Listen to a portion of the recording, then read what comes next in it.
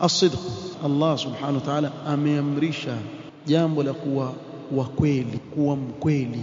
Faqala ya ayyuhalladhina amanu ittaqullaha wa kunu ma'as sadiqin, enyi mlioamini mcheni Allah na muwe pamoja na wa kweli.